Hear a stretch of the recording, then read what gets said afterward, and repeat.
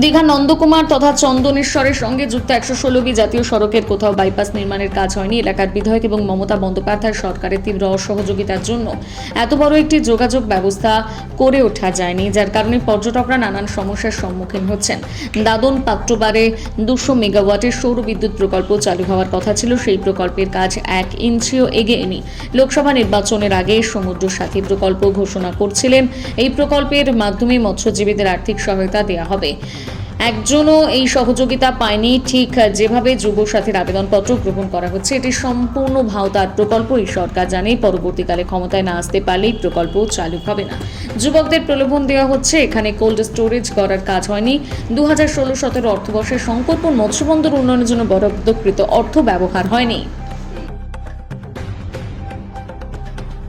সরকারের অসহযোগিতার ফলে NH 116B Nandakumar থেকে জলেশ্বর, যে নন্দকুমার থেকে চন্দনেশ্বর যে আমাদের হাইওয়ে গেছে, এই হাইওয়েতে কোথাওই বাইপাস নির্মাণের কাজ রাজ্য সরকার অসহযোগিতা করার ফলে আমরা সম্পূর্ণ করতে পারিনি।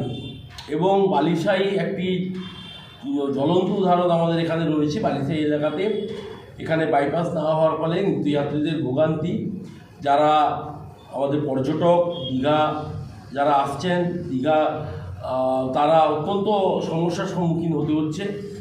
এইটা আগামী দিনে এটারও সমস্যা সমাধান আগামী দিনে ভারতীয় জনতা পার্টি সরকার গঠন হলে হবে। এবং এক্ষেত্রেও সম্পূর্ণরূপে অসহযোগিতা এখানকার বিধায়ক এবং তার সরকার, মমতা বন্দ্যোপাধ্যায় সরকার করে চলেছে।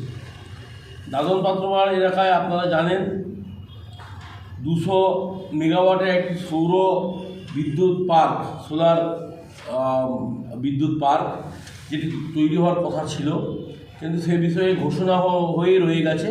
সে বিষয়ে আর 1 ইঞ্চিও কোথাও কোনো কাজ এগোয়নি।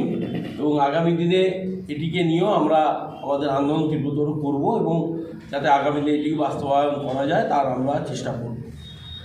গত লোকসভা ভোটের ঠিক অব্যাহতির আগে গত জানুয়ারি-ফেব্রুয়ারি মাসে আপনারা একটা ঘোষণা শুনেছিলেন, সমুদ্র সাথী প্রকল্পে মৎস্যজীবী বন্ধুদের তাদেরকে আর্থিক সাহায্য করা হবে। এবং সেই অর্থ সাহায্য কেবলমাত্র ফর্ম ফিল আপের মাধ্যমেই রয়ে গেছে, ঘোষণার মাধ্যমেই রয়ে গেছে।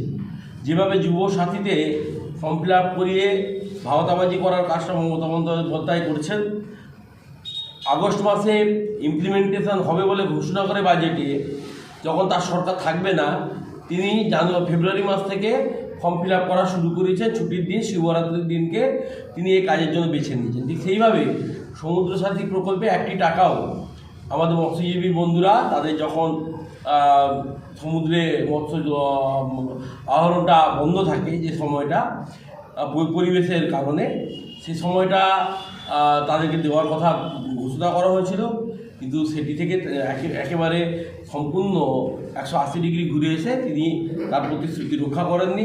এবং এক্ষেত্রে এখানকার বিধায়ক একবারের জন্য কোনো রকম তার ভূমিকা এক্ষেত্রে তিনি গ্রহণ করেছেন বলে আমরা মনে করি না। এখানে কোল্ড স্টোরেজ, সিভিল ওয়ার্ক, বৈদ্যুতিক ব্যবস্থা আধুনিকরণের মতো কাজগুলো অসম্পূর্ণ থেকেছে। 2016-17 আর্থিক বর্ষে শঙ্করপুর ফিশিং হারবার সংস্কারের জন্য 7.82 কোটি টাকা ব্যবহার করা হয়নি। শুধু তাই নয়, কেন্দ্র সরকার এক্ষেত্রে যা যা সহযোগিতা মৎস্যবন্দরগুলির ক্ষেত্রে আধুনিকরণের ক্ষেত্রে করতে চেয়েছেন এবং যা যা অর্থ কেন্দ্র সরকার এই ক্ষেত্রে ব্যবহার রাজ্য সরকারকে দিয়েছেন, রাজ্য সরকার তথা এখানকার বিধায়কের অকর্মণ্যতার ফলে তা থেকে, সেই উন্নয়নের হাত থেকে এই রামনগর বিধানসভা, রামনগর এলাকা এবং কাঁথি এলাকার কয়েক লক্ষ মৎস্যজীবী পরিবার এর সঙ্গে যুক্ত থাকেন, এই মৎস্য চাষের সঙ্গে যুক্ত থাকেন, তারা সম্পূর্ণরূপে বঞ্চিত হয়েছে। আর একটি বিষয় আপনারা জানেন, আরও অনেকগুলি বিষয়ের মধ্যে এখানকার প্রপার যে পান মন্ডি হওয়া উচিত, পান মন্ডি এখানে নেই। রামনগরে একটি অত্যন্ত এখানকার অর্থনীতিতে একটি বিরাট ভূমিকা রামনগরের পানের রয়েছে, একটি অর্থকরী ফসল হিসাবে। সেক্ষেত্রে আমরা দেখে থাকি এখানে কিছু সম্পূর্ণ ফোরেদের হাতে গোটা ব্যবস্থাটা নিয়ন্ত্রিত হচ্ছে। প্রপার পানমন্ডি না থাকার ফলে সেই সুবিধা থেকে রামনগর বিধানসভার মানুষ, রামনগর এলাকার মানুষ তারা বঞ্চিত হচ্ছে। সেটি আগামী দিনে এটির ক্ষেত্রেও এই বিধায়কের ব্যর্থতা মানুষের কাছে আমরা পৌঁছে দেওয়ার ব্যবস্থা করব এবং আগামী দিন ভারতীয় জনতা পার্টি সরকার গঠন হলে সেক্ষেত্রে আমরা এটাকে প্রপারলি যাতে পানমন্ডি পরিচালিত হয় তার ব্যবস্থা করব।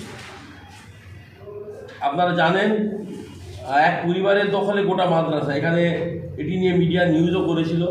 ভুতুড়ে শিক্ষক শিক্ষাকর্মী কাণ্ডে তোলপাড় হয়েছিল রামনগর।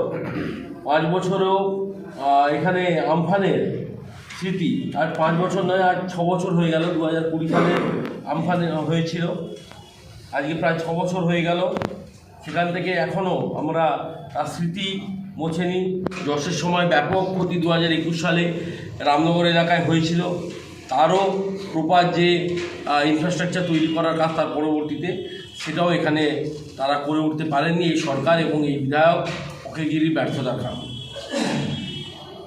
সকলকে ধন্যবাদ। আমরা আমাদের আজকের এই কর্মসূচি এখানেই আমরা সমাপ্ত করলাম। এরপরে আমাদের মিডিয়া বন্ধু যারা আছেন তাদের যদি কিছু প্রশ্ন থাকে আমরা তাদের প্রশ্নের উত্তরের মাধ্যমে আজকে কর্মসূচি থাকবে।